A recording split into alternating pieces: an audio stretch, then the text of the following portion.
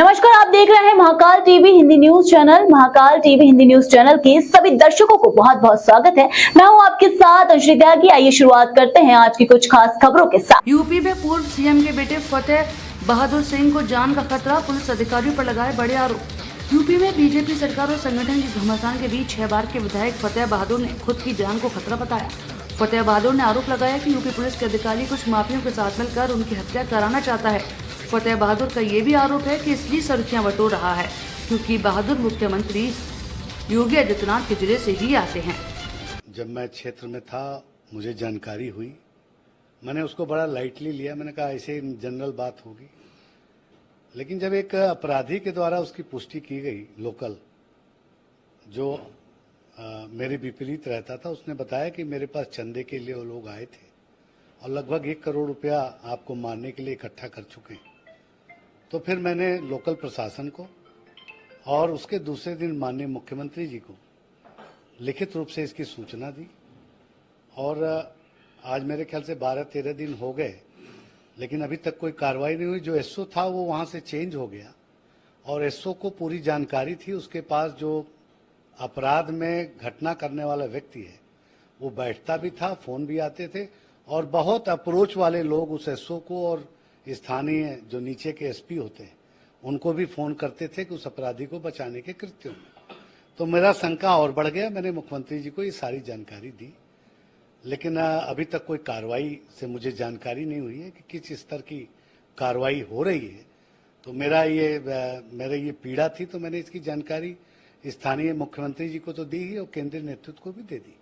तो मुख्यमंत्री जी से आप खुद मिले थे और कितने दिन पहले उनको जानकारी दी? 11-12 दिन हो गए आज और मैंने सारी जानकारी उनको दे दी थी। तो क्यों आपके पीछे ये अपराधी पड़ा? कौन ये अपराधी है और क्या वजह हो सकती है इसके पीछे?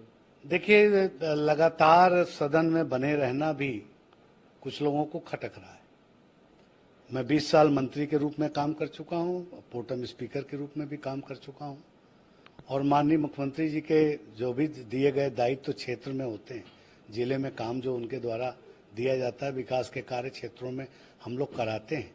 लेकिन कभी ऐसी शिकायत 35 वर्षों में इस तरह की नहीं आई कि कोई इस तरह की हरकत मेरे जनपद में कोई कर सकता है। लेकिन कुछ स्थानीय लोग उसको सह दे रहे हैं और घटना कराने में लगे हुए हैं। मुझे याद है हमारे स्वर्गीय पिताजी की भी उम्र 53-54 साल में ही उनकी हत्या कर दी गई थी किसी दल के द्वारा और मुझे आशंका है कि कोई न कोई साजिश मेरे ऊपर भी की जा रही है। इतनी बड़ी चीज है, उसके बावजूद भी अभी आपकी जो सुरक्षा है उसमें भी कोई बढ़ोतरी नहीं हुई? नहीं, हमें सुरक्षा नहीं चाहिए। हम सुरक्षा की मांग नहीं कर रहे हैं। हमें तो ऑलरेडी मुख्यमंत्री जी ने सुरक्षा विशेष स्तर का दे रखा है। हमें सुरक्षा नहीं चाहिए, हमें इसका पर्दाफाश चाहिए। हम चाहते हैं कि इसका वर्कआउट माननीय मुख्यमंत्री जी कहें। जो स्थानीय अधिकारी उनको गलत फीडबैक दे करके समय काट रहे हैं, उनको टाइट करने की जरूरत है या कोई जांच एजेंसी उच्च स्तरीय जांच करे, एसटीएफ के द्वारा जांच की जाए। लेकिन लिखित ऑर्डर अभी कहीं गया नहीं। प्रशासन हमारे सामने हमारा सम्मान करता है, लेकिन जब उच्च स्तरीय जब वो बात करता है तो लाव लपेट से साथ बात करता है। वो उनका क्या है क्वालिफिकेशन, आप जानते हैं, हम भी जानते हैं। आईएएस आईपीएस क्वालिफाई करके आते हैं, यही क्वालिफिकेशन। इंटर बीए की डिग्री होती है उनकी। उनको राजनीतिक स्थितियों की कोई समझ तो होती नहीं, तो वो प्रशासनिक व्यू से अपना गला बचाते फिर रहे हैं। और अगर मुझे संदेह है, ये पूरा विश्वास है कि कोई न कोई घटना मेरे विरुद्ध चल रही है या साजिश चल रही है मारने की, कि इनको निपटा दो, भविष्य में ये चुनाव ही न लड़ पाए।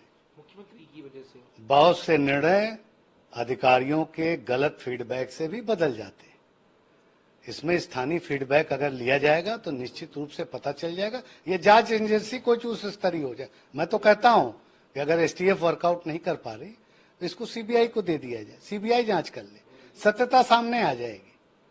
नेता लोग तो सुरक्षा के लिए ये सब काम करते हैं। बहुत से फीडबैक ऐसे लोगों के अंदर, मुझे कोई सुरक्षा की आवश्यकता नहीं है।